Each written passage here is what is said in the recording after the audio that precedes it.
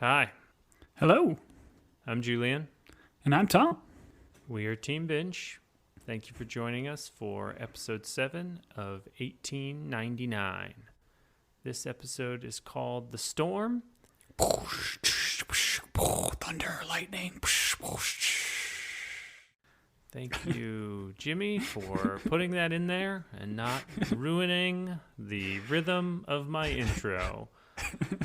I just want to say that this is the episode before the finale. They should come up with a specific name for that type of episode. Pentultimate. I would like to go back to past episodes where we were talking about time loops and theorizing. And I'm not going to lie, I woke up one evening between the last time we talked about this show and now, and I was like, oh, well, we see all the ships, and they're like all the same ship, but they're all like seemingly destroyed. And I thought to myself, okay, so when he says we haven't gotten this far before, like they were on essentially each one of those ships, and like each attempt they got farther and farther, and then this is the first time they like swam from one ship. Like they managed to bring in a ship that is a newer loop, I guess, to an older loop and swim across and get on the newer loop. Is this making any sense at all? I know I've dove into this theory very early, but when we talked about they were caught in a time loop, my thought was, well, it's a time loop represented by these ships. And so this is the first time they have made it, rather than the ship being destroyed, that they made it from like one ship while the other one was still intact. Does that make sense? I don't know, and my reasoning there would be because of Daniel. Like Daniel is the kind of weird, I don't know, enigma in this whole situation about like, and I think we find out in this one because this episode starts with him kind of doing the wake up. So I don't even know if I initially thought that he was part of the simulation, but I do think he is part of it, right? Like triangle pops in his eye, it zooms out, and he's in it. So if Daniel is the one that's like been working with the boy to try to find the code, find whatever they're trying to do, I'm assuming they've tried to do this dozens and dozens of times. So Daniel has come on the boat when, Ike and Mara find the original Prometheus that was lost at sea. I think. I don't know. Okay. I'm saying time loop. I guess what I'm saying is this is they have been in a bunch of these simulations that keep repeating themselves, and I feel like this is the first time that they have gotten, when he says this far, meaning onto like another simulation, like early enough in it that they can do something, because we don't see Daniel and the boy when the simulation first starts. It's kind of like when the season first started. Everyone's just a passenger on a ship, right? We're all pretending to be passengers on the ship. Well, Daniel and the boy are not part of that. They creeped into this world somehow, but then every time the simulation starts over, they've got to like creep back in. And I think maybe they don't survive or they get scrubbed from it, and this is the time that they've I think you're right. What you're pulling on is correct, right? Because they mentioned at one point in previous episodes when the boy and Daniel meet, like, we've never gotten this far before. So to your point, I don't know how they didn't make it. Yeah, but this is definitely his farthest that they've gotten. I guess what I'm saying is I woke up for some reason, thought of this show, and realized why there's all these past ships, and that's kind of the time loop, or that's representative of all these other times they like got into the simulation somehow and either ruined it or it reset. I could be wrong. I don't care. I'm enjoying this show immensely because you can't figure it out. I think something I despise about shows is if they like telegraph or they make it so obvious they beat you over the head with it, and this show is not. Forgive me, maybe it is for smart people, but for me, I've been confused the whole time, and I love being confused.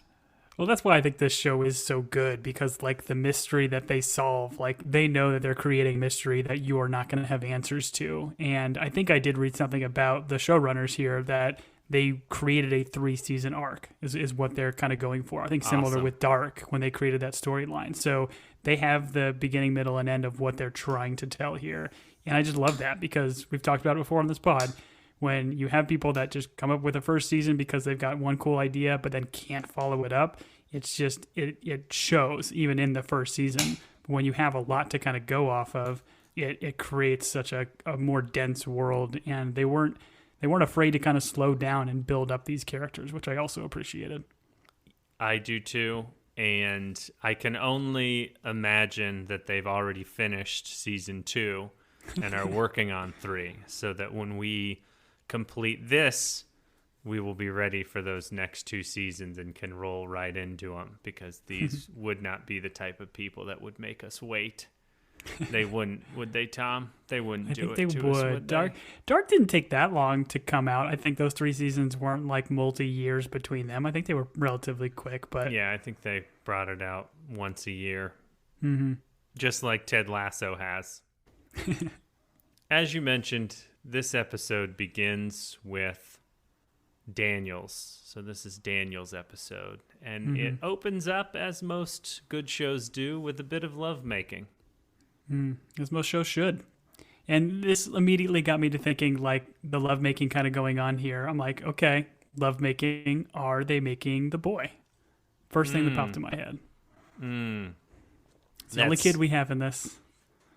That's not the first thing I thought of as I was watching these 2 people wrestle in bed, but I understand that act can lead to a boy or girl being. Well, I feel like this sequence has been hinted at multiple times, right? Because like in the very first episode, we have Mara kind of having a bunch of these flashbacks and giving us a lot to kind of conjecture about. And one of them is a very quick flash shot of, I think, her making love with somebody. So the assumption is that's this part.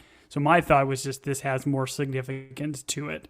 And like we've talked about before, like there's only one kid in this, and it would make potential sense if he is, the boy of them. Sure. They're one for one. They did it once, and they created one human boy. Much like all of us during these times, they start to discuss what reality is. And Daniel is talking about, like, the realness, I guess, of, like, now, the physical. And Mara is making the argument about we don't know that. It's all just like senses in our brain, and our brain could be creating the whole thing. We don't even know, like, whether or not this is real. And Daniel is a very good listener, but he's not a very good agreeer. So I'm assuming this leads to an argument, and it is the last time that they wrestle, because they're both mad at each other for disagreeing on whether or not it's reality or a construct. I don't know, man. They say brain science is like nature's aphrodisiac. So, nothing I like to do more than just lay in bed with my significant other and talk about theoretical brain science. So, yeah.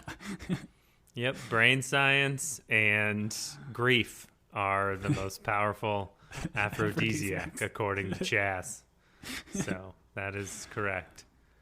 They seem to be living in a library, or this room was decorated in a way that made me think of a library, if that makes any sense. Did you get a vibe from this room?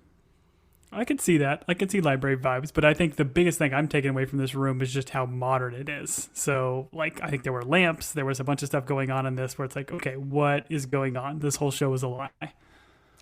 I feel like in this room, there were a lot of carpeted steps down and like back up that didn't make sense. And I miss those in houses. Do you remember houses growing up having those weird areas where you like went down a couple of steps and it didn't lead anywhere? It was just like a pit, or the elementary school had a pit area in the middle where kids would go down, fight to the death, and then the winner would get a book. I miss carpeted steps that went to nowhere in houses. That's all I'm saying. Please, Mr. Building Constructors, bring those back. A lot of trips, a lot of falls. A lot of trips, a lot of falls. That's true. It also, like when you were chasing someone in the house, it gave a little bit of flair too. Just an added obstacle. Daniel is like, hey, let's never forget this moment. It's very important. And even though we're mad at each other and arguing about what's real, and the sirens start to go off, initiating. I think the voice says something about initiating a shutdown. Yeah, we get this kind of voiceover, which at this point, do we know, is this in the dream? Is this in like what's going on, the shenanigans with the boat? I'm assuming it's the boat stuff, right? And it's just kind of bleeding into this dream. Yes, that is what I think. All I know is it him that wakes up and there's an empty gown? Well, Mara like slowly walks outside, like while he's still on the bed. And then when he goes outside, he sees like the gown just on the ground and Mara's gone.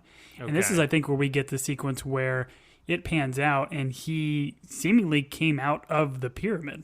So I'm wondering if this room or this space that they are in, that his little dream sequence is the actual pyramid. Okay. Whenever I see empty clothes and someone disappears, I just assume it's the rapture and the good Lord has taken the righteous home and left the rest of us sinners. Listen, who knows? Who knows? We don't know. We'll never know because this show's got 2 more seasons. Daniel wakes up. Mm-hmm. And this is my first thing where I'm like, oh, Daniel wakes up. He's a part of the simulation. Was that like new to you, or did you think he was an outside force? I thought he was outside of Simulation Town, but he is not. He is a resident of Simulation Town. Mm-hmm. Population you, bro. Population at least 9 people. I thought he was just visiting, or he had kind of forced his way into Simulation Town. But no, he is a season ticket holder. He's in Asylum Room 1011, which that is a number that is important to this show for some reason.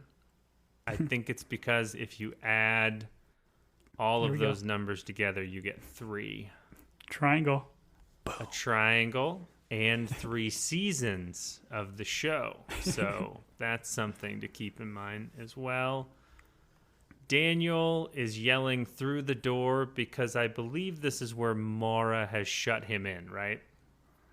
Yeah, I think he's yelling. He's like, he needs his device. He needs to be able to, I don't know, do whatever he's going to do in this episode. But Mara kind of shuts him out because this is the end of the last episode where Mara is just freaking out.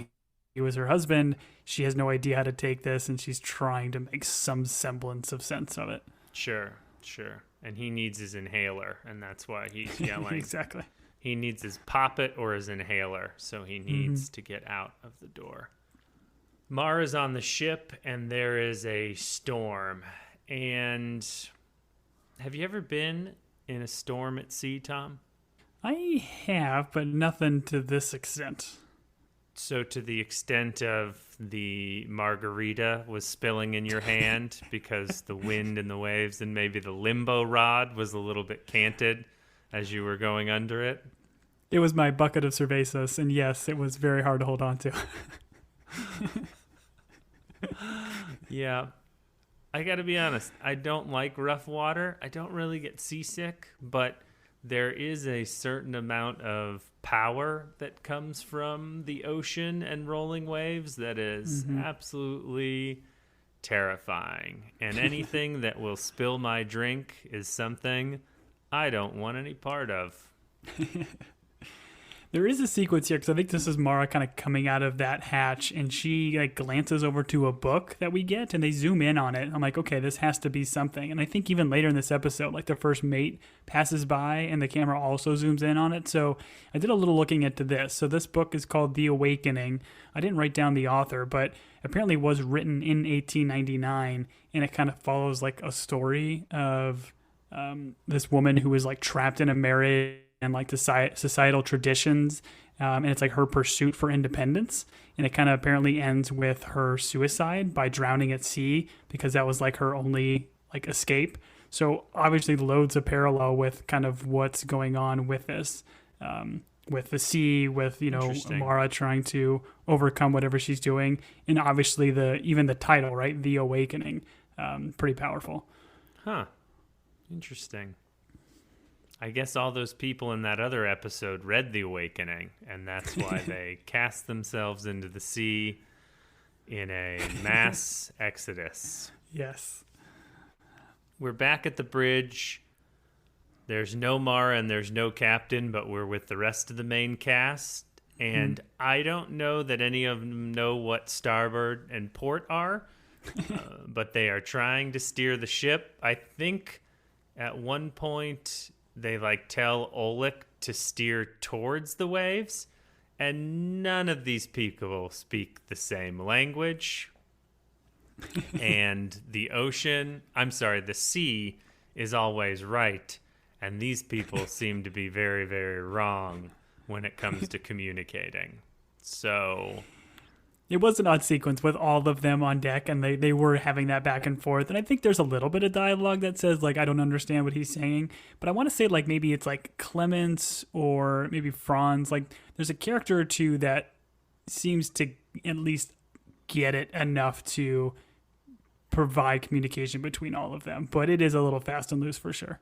Yeah, it's kind of like a telephone game here where one person goes from French to Spanish to English, or I don't know. There always seems to be one kind of translator in the room, but I'm not buying it. Daniel in the asylum, I think this is where he's opening up panels on the wall.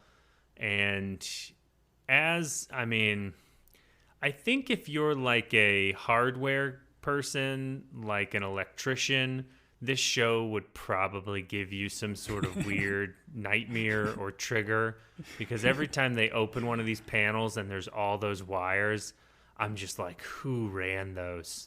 Who is I don't know, has the diagram and knows which wire goes where? I get a little bit of a panic attack just thinking about the troubleshooting. Someone's listen, my Wi-Fi is kind of going in and out. Can you fix it? And you've got to be I guess I'm going to have to open the wall and figure out which wire does Wi-Fi. It was terrifying to me. Unplug the black wire. Unplug it and plug it back in. This is the most terrifying part of this whole show to me, is the wire organization in the walls. It is super. It's a cool visual though, right? He pulls the hole off of the ship that he kind of finds in this room, and then boom, there's just this empty pit of wires. And when he kind of crawls through, it's just baffling. And it's definitely not up to OSHA standards. I'll say that. No, not up to OSHA standards, not up to the Electricians Union, which we're all a member of. There's a quick scene, I think, where the first mate runs into Mara, and he's looking for the boy, looking for the captain. I don't know. We move on very quickly to Mrs. Wilson and Mara. And I think Mrs. Wilson is afraid she's going to die. And Mara's no, think of this as a dream. And I was oh, that's an interesting thing to tell someone who's about to die. Well, I think Mara seems to have a better grasp of what's going on here. Does she? Miss Wilson is Does she, Tom?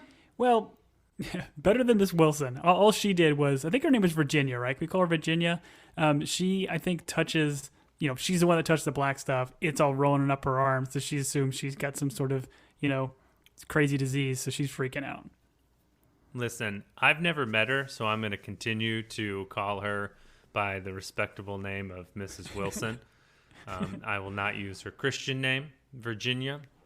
But if my hand was slowly being corroded by that stuff, me being the selfish human that I am, I would just run around and touch everyone with it.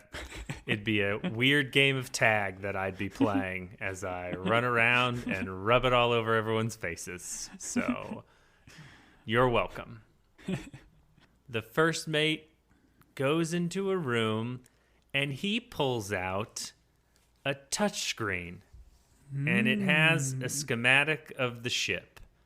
And all I can say is we typically watch this show well after the kids go down, but as soon as this touchscreen came on the television, children from all over came out of the woodwork and were like, "Oh, can I do the touchscreen? Can I play with the iPad?"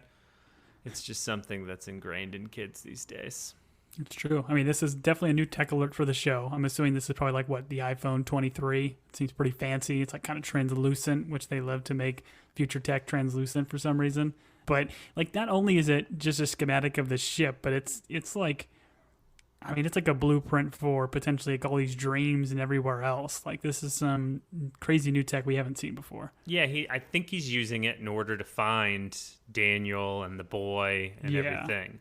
Mm-hmm. And Tom, you are the tech guy on this show, and I would never want to correct you, but it was 1899, so they were probably using Roman numerals instead of numbers like 23. So I'll let you tell us what the Roman numerals for 23 are. Go ahead. XXII, right? Oh, 3 I's, I guess. Perfect. Nailed it. If Tom's That's wrong... just from Super Bowls. Oh, that's right. I forgot you attended Super Bowl 23. If Tom's wrong, you can email us at teambingepodcast@gmail.com. We love your emails. Mara and Larson, Captain Ike Larson, we did discover what his name and how it was pronounced. You were right. It is Ike. Mm-hmm. Not E-Ike, like I wanted to call him. But 7 episodes in, we nailed it. They go through his, and I did notice that the house was intact, and I was like, oh, the first thing I thought is that we're going to go in here and we're discover that E-Ike killed his family. That's where my dark mind went, but that's not what happened. We had a very, very nice Mrs. Larson be like, are you lost? Are you well? May I help you? And this felt like the little clippy thing that pops up on a Word document when you're trying to write a screenplay for the third time and you have no ideas, and Clippy's just like, you don't belong here. You'll never chase your dreams of writing that Barney murder screenplay that you've been dreaming about your whole life since you were a child. I found this weird, right?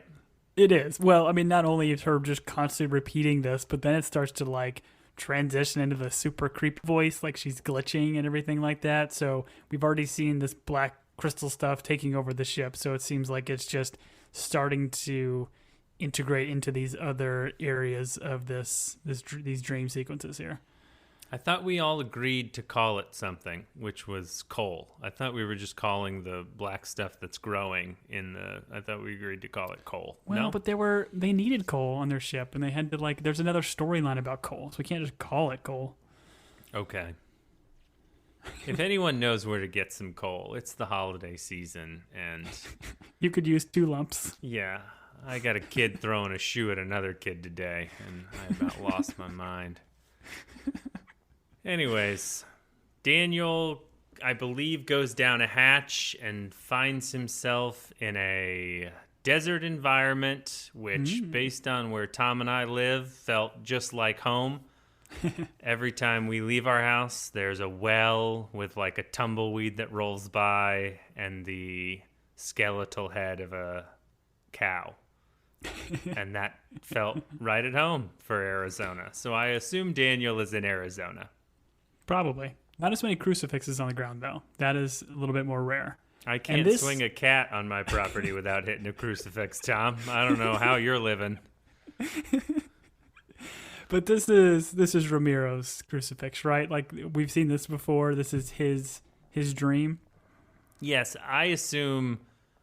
This is what I am assuming of Ramiro's murder. I'm assuming Ramiro threw a priest down a well after taking his clothes, crucifix, and obviously he took the well bucket because otherwise the guy could just use it as a boat and float away. Exactly.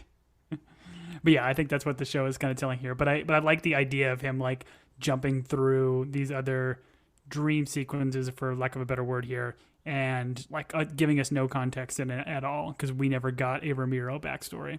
Right. Which I'm super interested in, if I'm being honest, because I do like Ramiro quite a bit.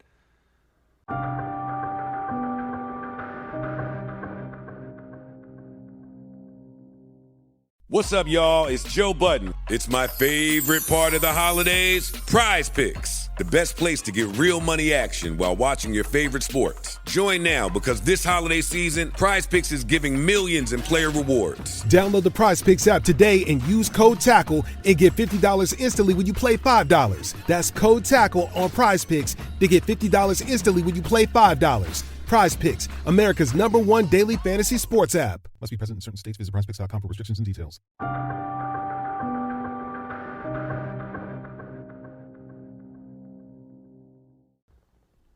We go back to the rest of the main cast who is losing all their faith in this boat. And they're like, let's just jump off the boat because that seems better than being on it.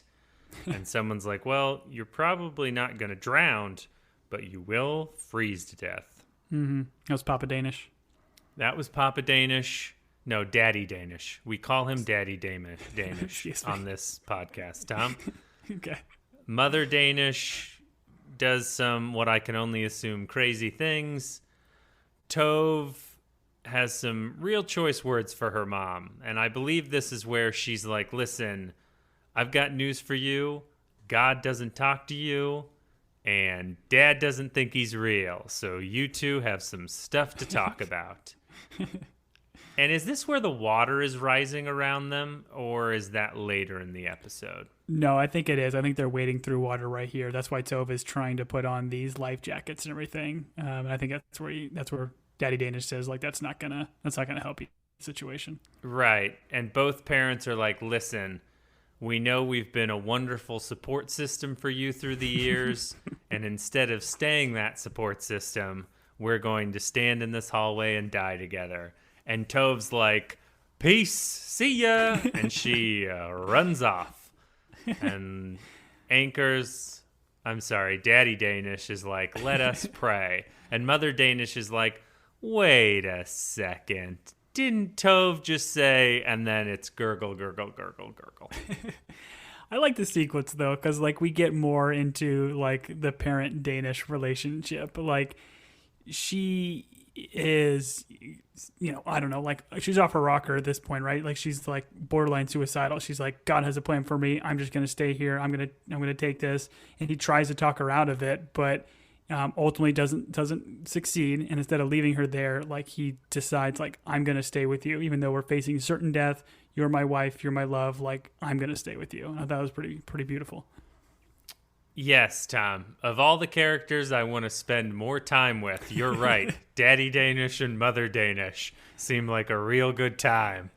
I think we've spent an appropriate amount of time with them, and pour one out that the cold waters of the Atlantic took them quickly.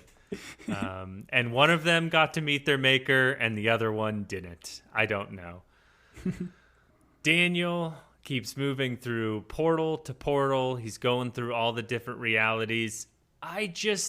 Once again, like, I don't know what it is about other shows, but this show just nails the effects. Like, it all just looks so cool. And, like, there's not a moment I'm lost by, like, the CGI, the effects. And we're dealing with, I think, historically, shows with, like, big boats and water, those are historically expensive, difficult to film, but this show does it all. And I just want whatever production work they did with this to be used in other shows. That's all I'm saying. Put it on the ballot. I'll vote for it. I'm with you, man. Like, the idea of jumping through all these different, like, timelines and everything, or not timelines, but dream sequences.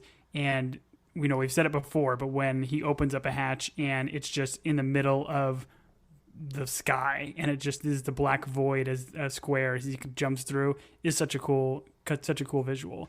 The visuals of the black hole kind of coming through is just super trippy and everything. But what they do, I think, a really good job of is they don't rely on that kind of stuff. They use more practical effects with the little poppet tool that he has, which is a silly thing. It makes no sense, but it's a cool little practical doodad that fits really well. All the wires, all like the mainframe we see later, it's all just cool and practical, and it really helps to sell when they do have to use CGI.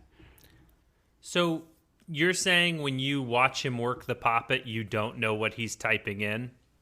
I don't know. It's been a while since I've used the puppet in that sense. Oh, every time it's kind of takes me out of the show because I know exactly what he's typing in every time he uses that puppet. I don't want to ruin anything for you, but most of the time it's just LOL, which stands for laugh out loud, Tom. I don't know. He's not doing like emojis? Is he doing emojis too? No, it's 1899, Tom. They don't have emojis yet. Okay. Come on. But they have established LOL. Yes. I don't have time to explain this to you. It can't be any more clear. The audience is waiting for us. He does jump through reality, whatever you want to call it, a dream, where there's a postcard of Lady Liberty in the snow. Mm-hmm. And which we obviously know to be Oleg, right? Right. And this is, I think it's just a super frozen tundra area, but we see like a line of blood in the snow. It's like super ominous. So again, just super cool. What happened here? We haven't gotten this Oleg backstory, and I want it. Right. We haven't visited that area at all, correct? Nope. Okay. Nope. From there, we go to the coal room, and I really wish that one guy that was diligently shoveling coal all alone, like, popped back up. And he's like, I'm cool now, guys. I'm still shoveling snow. But instead, it's Franz running around, and then, this is the part where he's like, they go back up to steering, and he's like, Oleg, steer into the waves. And I was like, these guys have obviously seen a perfect storm. I appreciate this, though. Like, Oleg's getting a very big promotion here, right? Goes from shoveling coal down there to heading up to the bridge and running the ship. Tom, let me help you. He went from shoveling snow, probably murdering someone, to shoveling coal. Oh. Less murder. Now he's steering the ship, and he is the ship's captain. It would have been great if he had turned to Franz or Ivan, depending on the translation, and said, the captain I am now, or something along those lines. That classic tale. Then we have a side quest mission where Tove and Franz have to go and close all the bulkheads because the water's coming in, and if we can close some bulkheads, if the Titanic taught us anything, if you close enough compartments, the boat probably won't sink. And so that's where Tove and Franz are going. Do you feel a connection between Tove and Franz? No, not at all. Okay. Do you? Do you feel a connection between Tove and any other cast member on the show? Crester? Previous? Not anymore, though. Okay. I think it's a cop-out to say that because they're siblings. But I like to think that someday Franz will find love. That's all. No, he bleeds too much. He does bleed too much. He's like, I ain't got time to love. I've only got time to bleed. And then he gets sued by the governor of Minnesota. I feel like that's a romantic comedy. That'll be a spin-off show. Well, yes, and hopefully they have some side stories with Daddy Danish and Mother Danish because we all know you want to spend more time with them, you weirdo. Mother Danish I'm not for, but I feel for Daddy Danish. Oh, I always feel for Daddy Danish. A Daddy Danish and a cup of coffee on a Sunday morning. Incredible. Mara heads to room 1013, which maybe I should be smarter, but I believe that's Daniel's room, correct? Her neighbor? Fact, yes. Husband because and lover? she goes through the thing. I think she actually quickly sees like a picture of herself too as she's going down there, because we did see that Daniel had a picture of her. So that was kind of an interesting bit. Then she goes through that hatch and she appears in the lovemaking library. Which again, I think is the pyramid. I don't know. So I guess I apologize. Maybe it's a little redundant to call a library the lovemaking library because we all know what happens in libraries. Is this a picture we see of Mara, Daniel, and the boy? Is that what's happening? Is this where she runs into all the pictures?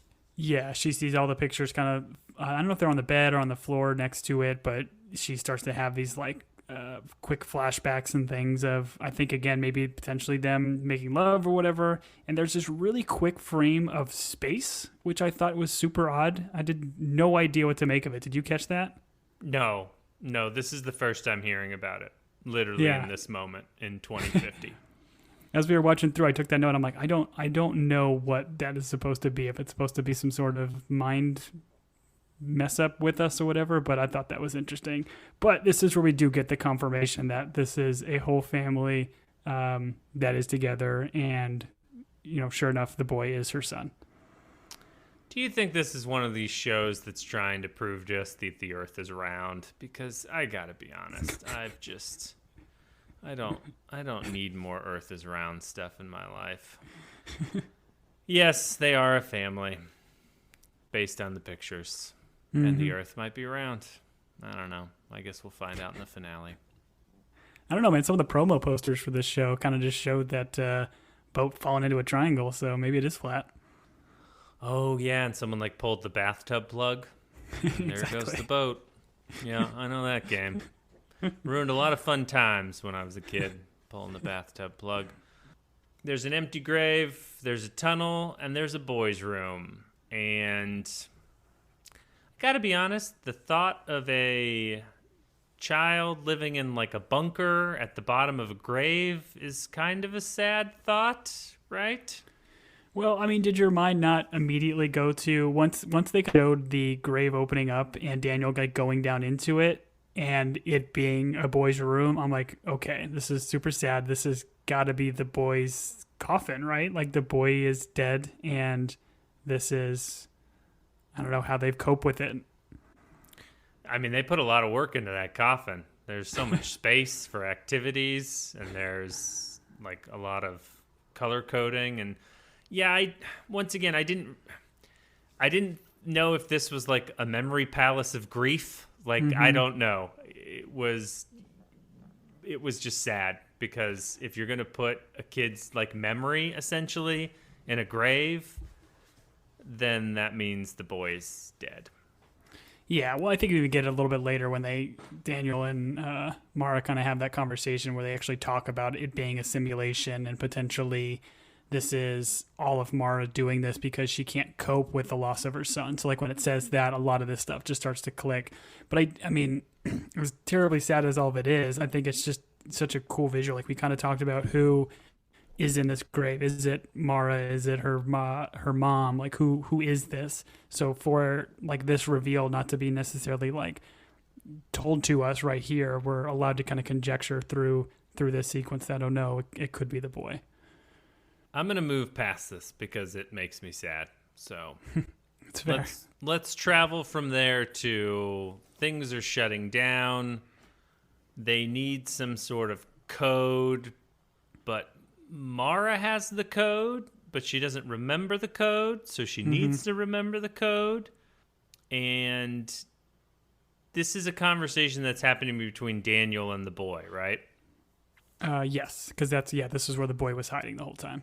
And so the boy gives Daniel his wedding band. Not the boy's wedding band, but Daniel's wedding band that the boy has been holding. So maybe this isn't their son. Maybe they're just really close with the ring bearer from their wedding. Other thought is, we have talked about other shows where ring bearers are important. Maybe this boy is a hobbit or a Harfoot, if you believe Harfoots are real.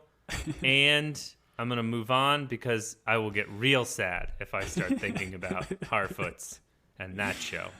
But this isn't the first time we've seen this ring, right? Because I think the boy did present it or show it they first met in one of the earlier episodes. Do you remember I don't that? remember that at all. I mean, I remember Daniel putting it in his hand, closing his hand around it, and saying, "Keep it secret, keep it safe." And then he ran his head into the low beam in the entryway and left. I think you're getting your shows mixed up. He had a longer beard at the time. But clearly the ring is going to have significance, and Daniel's going to use this as always do, Tom. a jump start. They always do.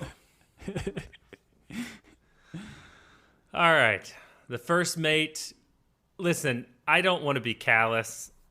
I don't want to just call people by their ranks. Do we know this guy's name? Is this guy's name ever mentioned? It probably is. I've never wrote it down. First mate is fine with me. First mate, it is. You can call him Beardy. Initiates the shutdown. Beardy. First mate, well, it's McBeardy, Tom. First mate McBeardy. Only his close friends call him Beardy. I'm sorry. First mate Beardy McBeardy is his full name. Good point. Initiates the shutdown, as first mates do. We have I like when we get this shutdown sequence, right? Like it literally starts a clock. I don't know. Did you see like that was kind of cheesy, or did you kind of like that to know like where the stakes are, how much time we have left until this thing really shuts down? Oh, I love a good countdown. As a parent, I love a good countdown. I don't know how many times I'm just like, kids, if you don't put your shoes on and get in the car, the world's gonna end in 29, 28, and then I'm just shouting at them.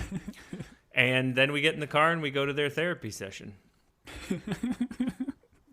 We have a scene with Oleg and Ling Yi on the bridge, and I believe these two are just falling deeper and deeper in love with each other. Mm-hmm. As one does in the bridge. I mean, it's a very romantic scene. Oh, bridges are so romantic. Mm-hmm. There's the bridge to Terabithia. There is the London Bridge that's always falling down and is now, I think, in Arizona. I don't know. Anyways, Daniel and Mara are back in the library lovemaking den. / pyramid. Sorry, once again, redundant. They're just in the library den where lovemaking happens. We find out that the boy has a name, and that boy's name is Tom? Elliot. And is it Elliot. weird the fact that you've known this character as the boy for 6 episodes, or I guess 6.5 episodes, and now they're giving him a name? Do you still want to just call him the boy? Tom, we just had a discussion about the first mate, and we named him Beardy McBeardy. So I'm happy to find out this boy has a name. I won't be calling him Elliot, but no, I'm not surprised that we don't know a character's name 7 episodes in. Because we just talked about the first mate. It would be great if they were like, hey, first mate, what's your name? And he's like, Elliot. I'd be like, all right, this is confusing now. Well, at the time, you would have known any different. Like, oh, hey, that sounds like a good name. That's true. But if they'd done these scenes back to back, I would have been like, show. I'm not a studio, but I've got some notes. Oh. All right. This is where they then talk about how they did have a son and the boy unfortunately died. Yeah. I mean, again, they don't explicitly say it, but there's enough given to us, right? That is certainly what you're going to have, the conclusions you're going to draw, and that she couldn't cope with that reality and tried to create the simulation to deal with that pain. It's heartbreaking. Right. And this is Daniel, like, doing his best, trying to get her to remember and, like, that this is a simulation. And is this Plato's cave analogy? Yeah, so this is him bringing it up. Daniel brings up this idea, and did you ever look this up to see kind of what this is? They kind of talk about it and say what it is in the show, but it's a very interesting deep dive. Have you? No, did you know? I'm assuming it's not in the Bible, so I have not read it. No. So I guess the general idea, and you can look this up because there's, I think, a lot more to it, and you can draw a lot of different parallels or conclusions from it. But the idea is that people stay born in a cave. If you are looking at the shadows on your wall from a fire in a cave, that is your reality. Those shadows are your reality. They are the ones that are creating everything that you see and experience as a person. But they don't know that there's actually somebody behind them that's casting the shadow. So there's a reality sitting right behind them if they were just turned around. But because they don't ever do that, they don't accept anything else, like that, those shadows become their reality. So it's a very interesting kind of concept of how people can, like, you can make it in a lot of different avenues, how people kind of close their mind to different schools of thought and they don't believe in truth or fact or whatever. But this show goes super deep with it, with, you know, the constructs of reality and what it truly is. It's pretty fascinating if you kind of sit back and think about it.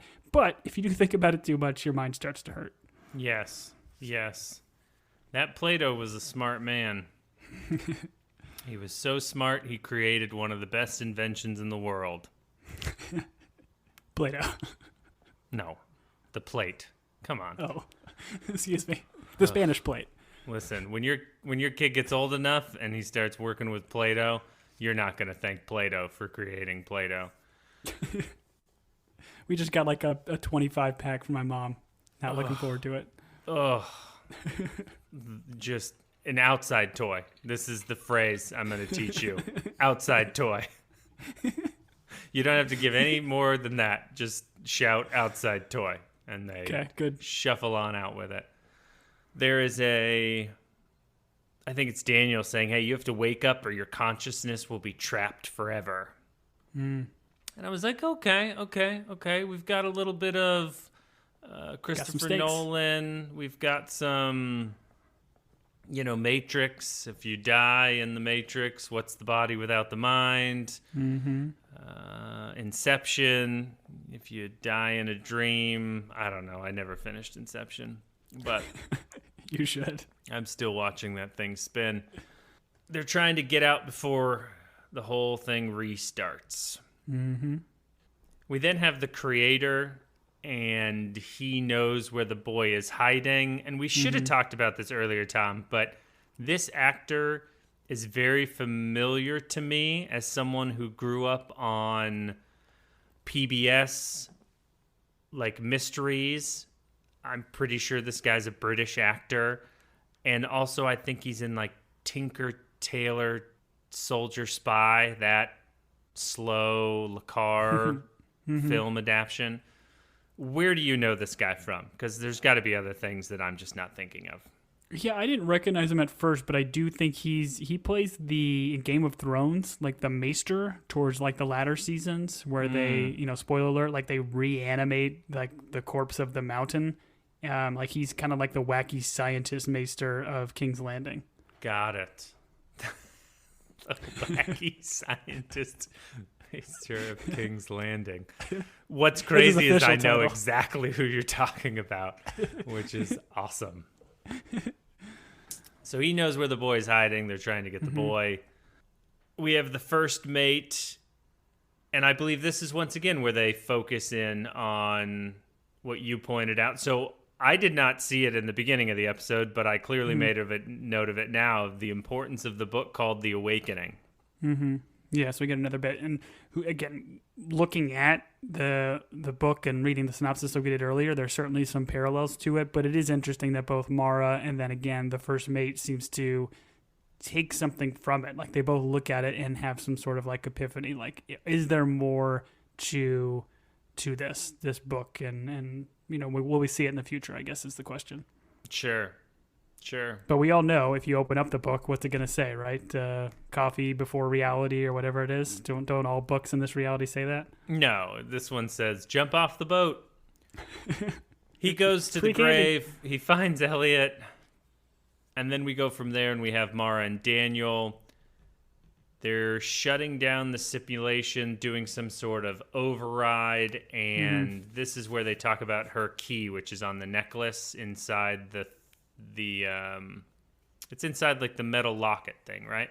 Yeah, I completely forgotten about that necklace. So I think we got it in the very first episode, and I kind of forgot it was a thing. But she pulls it out, and yeah, sure enough, there it is. And I think she even mentions too that she thinks this came in an envelope from her brother.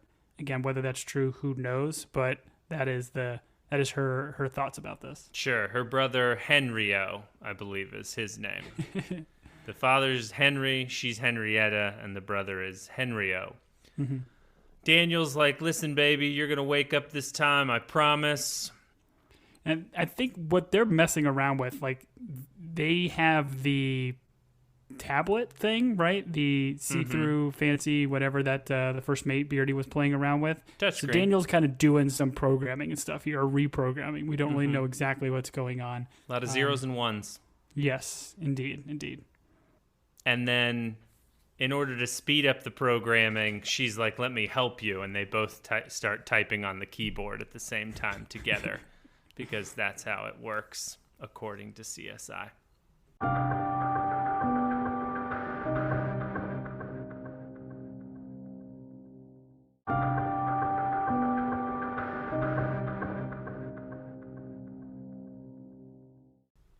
Lucian is still a part of the show. I don't remember the last time I Lucy's down in the coal room. They're all like still shoveling coal, and then he has a seizure down there. Oh, that's right. And then they toss him in because they're like, a body's more energy efficient than coal is. And that's the last we see of Lucian, right? I don't think that's exactly what happens. Oh, I think Clements and Jerome are freaking out and trying to help him, and they know he has his medicine in his room. Got it. No one stands over him and hits him in the head with a shovel. These people not dead yet. These people are reacting to these things a little bit differently than us. All right, Daniel in the touchscreen. He's still doing his fancy computer hacking. I think at 1.2 they actually do say that he like lost his shell. He calls like the puppet a shell, so I think it does have a scientific name in this simulation. Interesting. We discovered this is an 8-day simulation. It's a time loop. Mm-hmm. Yeah, and apparently there's been dozens of them, as we've kind of, I guess, established with Ike and all those ships, right? Yep, dozens of them. Just like Never Newts, there's dozens of us. He's like, listen, we've got to go get Elliot. Mm-hmm. And Elliot, Tom, is the boy. So very good. He has a name. Ling Yi sees her mom in some sort of vision, and I think this like has her go outside. She's kind of having a moment here, and Oleg, in an attempt to bring her back, gets pulled overboard by, I'm gonna say, a kraken or a rogue wave or a tsunami, or he read The Awakening and was like, that sounds nice. Let's go for a quick swim. But yeah, he gets crushed by this wave, but he essentially saves her, right? Like he goes out there and throws her kind of back away from these crazy waves that are coming in, and he gets crushed. It like destroys the railing and banister. So I would argue, like, how well is this ship really built? Good point. Although he does go over the side with that railing, and if he holds on to it, he'll probably float. It seemed like a pretty well-made metal railing. I don't know what causes things to float. Boats are made of metal and they float, so he's probably fine. Lucian dies. I didn't write in my notes how, and I don't remember, but he's dead. And then it's just Jerome and Clements, who they say this is the greatest love story ever told, Jerome and Clements, and I'm all for it. Well, we're getting here, and in the next scene, it goes to the coal room, and we see them shoveling coal. Crazy stuff is going on, bangs and whatever because of the storm, and Angel dies because debris falls on him, and they've got a very sweet back and forth that kind of goes. So we're getting this whole each of these characters we've established throughout this series are coming together to try to help others, and a lot of them don't have histories, right? Certainly Angel and Ramiro do, but Jerome and Clements don't necessarily. They're kind of brought together by one's love and one's hatred of Lucian. Sure. Oleg and Ling Yi. It's very interesting. All these characters are kind of meeting their you can call it death, but we know it's a simulation. So what really does that mean? But they're doing it to sacrifice. It's pretty cool and powerful. And watching all these sequences back and forth and seeing all these characters just pass one after the other. It was hard to watch. I don't know if it got to you emotionally, but it did to me. No, it didn't get to me at all. Listen, we watched an episode where hundreds of people jumped off the side of the ship, and I didn't know them. They didn't give me any backstory for them. Oh, I knew all of their stories. They were people going from somewhere to New York. We all know that person. Franz and Tove are continuing to close doors. I do think this is the actual point where Daddy Danish and Mother Danish meet their demise because there's a lot of water. Franz, who I guess we can now call Hodor, holds the door for Tove so that she can make it. Yep. Again, another sacrifice here. And who knew Franz had it in him, right? Did you see this coming? Oh. I didn't see this kind of twist from him. Listen, I've been saying this from the beginning. Franz is my favorite character and will always be my favorite character. Okay. Ivan, Franz, whatever you want to call him, bloody face and all. This guy, heart of gold, always punching someone in the face. The boy, he is the ship's bouncer. Ship's bouncer. Oh, I wish that's great. All right. The boy is then, I believe, at the pyramid with the creator. Mm-hmm. And the creator, as old British actors do, has like a monologue about how they keep making the same mistakes because they can't get rid of their emotions. We should all just be cold-hearted British, wearing funny uniforms, living in pyramids like me. I seem happy. And he's like, oh, it's so silly how these feelings cloud our minds. Mm-hmm. And then he turns to the boy and he's like, I'm your grandfather. Why won't you love me? I think. I don't know. This was interesting, though. Did it not take you back a little bit that he's seemingly the idea with a lot of these simulations is they can get out of this simulation at any point if they are just cold and calculated, but because their emotions and they're human, they can't get out of it? It was an interesting idea in play, and I'm not sure what he's getting at. What could they do to get through this? I don't know. As someone who has, on multiple occasions at weddings, funerals, and Christmas Eve, been called a robot, I don't really understand this feeling talk that he is discussing. Okay. But he does get on the ship's intercom, as old British actors do after they've monologued. They love to then get on the intercom and start telling people things. Mm-hmm. Does he inform them that they're all trapped in a loop? Yeah, he kind of does some more exposition stuff. Nothing that we don't already know, I think, but he's just kind of telling them that, yes, you're trapped in a loop. This is going over and over again. And then I think this is where he makes the proposal, say, I need the key, and if you give me the key, I'll give you your son back. And Daniel's like, I love you. Never forget.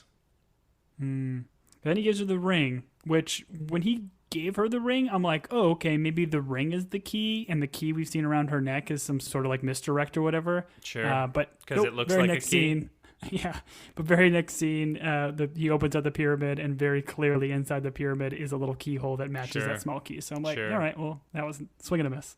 Listen, anytime someone gives a ring to someone, I just immediately say, cast it into the fire. I'm not real great to have it like a surprise engagement or proposal, I should say, because as they're videotaping, you just have a voice in the background going, cast it into the fire. Did you also see, though, too? Too weak to cast it into the fire. That's true.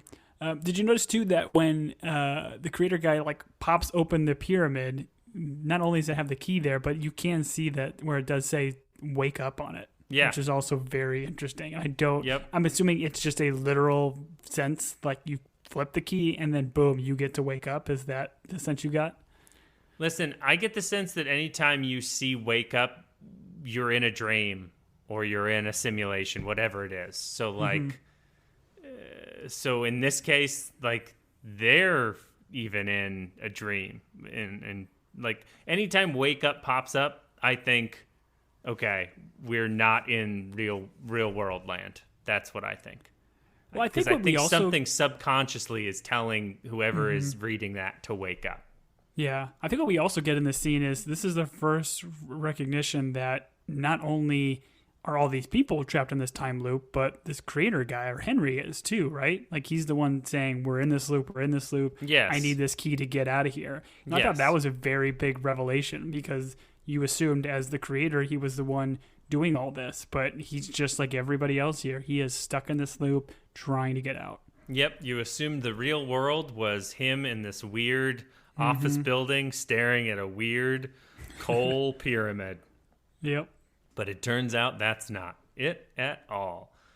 I think he flips through some files or something, and we see Cerebrus, Kairbus in the archive. Mm-hmm. And I wrote water tunnel to light, Tom. Why did I write water tunnel to light? So this is I don't know what he does specifically as the catalyst, but this is when they archive the Cerberus and they they have this super dope visual where it just starts to create this little like pit in the middle of the ocean. They pull the tub plug. Yeah, exactly. And the ship kind of goes in. I think we got this visual in one of the trailers for it, which is kind of a bummer, but I had completely forgotten about it, where it's just this light in the distance with all this water swirling around. And then, what happens at the end? They pop out of this, no worse for wear, but now in a graveyard of ships. Right. And Ike is on the Prometheus. The K-Erebros shows up. And Mara and Ike get to each other and cry. Yeah, I think all the cast and crew from the Prometheus pop up, or I guess no, they're the ones on the Cerberus, right? Ike's on the Prometheus, and they kind of make eye contact with them. And from Ike, and I like the way this is shot too. Like they just allow characters to look at each other, and you can feel the emotion of the moment of both of them. What is going on, like what they just saw, what they just experienced. They don't know how to make any sort of sense of it, but there's clearly still a connection between the two. That was pretty powerful, and thankfully Ike is not alone anymore. That would have been a sad ending for him, just to be stuck on that ship because he couldn't go anywhere. Yep, I missed Ike this whole episode. Mm-hmm. Now, as we get to the end of this episode, I got a question. So now that we kind of have this confirmed, they've clearly hinted at it a bunch throughout the series, I think, thus far. But now we kind of confirmed the idea of like a time loop. Do you like that again? Because we certainly got some time loop type elements with Dark. Do you like that they're kind of still sticking with something similar, or would you have liked these guys to do something a little bit more unique? No, I think it's different because Dark was different timelines, but kind of running into each other. Because while it was I don't want to reveal too much about Dark, but no, I'm not bothered by this at all. I love what they're doing with this show. It's a good question. Are you bothered by it? Do you feel like this is too similar to Dark in terms of conception and idea? I don't. Like, I feel it's a iteration of it. Like, they have such a cool and unique perspective as to how to present, like, time and in reality. It's so fascinating to watch, and to see these guys kind of dive back into this genre, I think it's just cool. And I think what we saw in Dark almost makes this show better for it. Sure. I agree. I'm going to give you the floor, Tom, because in earlier episodes of this podcast, the Team Binge podcast covering 1899, you had a lot of disparaging remarks about the Bermuda Triangle and what it would mean in this show. I'm going to give you the floor. Do you think the Bermuda Triangle is still going to come into play, or would you like to give your public apology that the Bermuda Triangle is still fine, still doing well, and that this show didn't create it? First things first, I don't apologize to anybody, so I'm never wrong. I love it. Second, I'd like to apologize to you for saying I wouldn't apologize, because that's just a mean thing to say, and you should apologize if you're wrong. And I was wrong. I went down the Bermuda Triangle hole. It was a wrong hole. I should have went down the brain simulation hole, as I usually do. Sure. I've been known to do that. Sure. But I loved it. Like, I love the kind of misdirects with all the marketing that they did for the show. It just screams Bermuda Triangle of a ship going through a triangle in the ocean.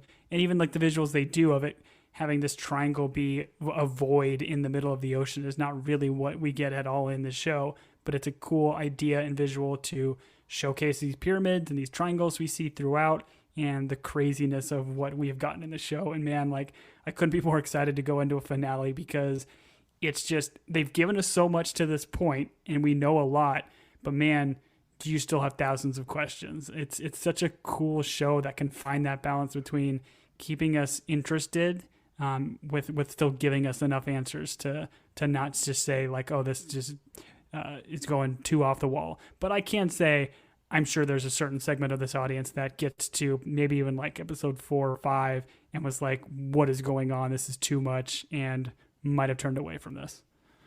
No one has turned away from this. Everyone is going full steam ahead, port and starboard. I'm super excited for the finale. This is a show that has given us so many questions. It's given us enough answers each episode. And the other thing is, it's like I care about the characters. I'm not gonna lie, I'm interested. And I don't care about the characters because they've done some like weird emotional ploys that shows do to try and get you to care. Like, at no point, correct me if I'm wrong, did the character turn to camera and be like, hey, this is a picture of my baby girl. I can't wait to see her when I get to New York. I hope I make it. Like, the show has not done that. I care about these characters. It's so well acted. As I mentioned, the effects are great. And it's just mind-trippy and fun. So let's go into the finale, Tom, with open eyes and arms and embrace it wherever it takes us. I'm diving in. I'm diving into that triangle plug hole thing. Thank you for joining us for episode 7 of this weird show. We appreciate you listening. We do enjoy the emails that we get, the messages that people send. We've talked about this before. If you have a moment and you like listening to us, hop on Apple Podcasts and leave a review. You will see a review from me. I snuck one in there, and Apple didn't catch it. You can try and guess which one's from me. The one signed by you? The one signed by me. It's so great. Anyways, if you have questions or comments, leave your criticism at home, but our email is teambingepodcast@gmail.com. Tom runs our social. You can talk to us at Tom. Tell them. Team Binge Podcast on Instagram or Team Binge on Twitter. I'm kind of excited, to be honest, that we're getting close to the end here, and now we can, maybe engage a little bit more with the audience and get some of their fan theories and ideas as we get through the finale. But so excited to end this. I'm actually sad, to be honest. Like, I want the end. I want to see how they're going to conclude this, but knowing that I've only got one more is a sad moment. Yeah, ending a good book, ending a good show. It's always sad. Join us for episode 8. I don't know what it's called. Probably the Bermuda Triangle. Tom was right. Where Tom and I will weep with joy as they land this show, but lead us into seasons 2 and 3. I have been Julian. And I have been Tom. We'll see you for the key.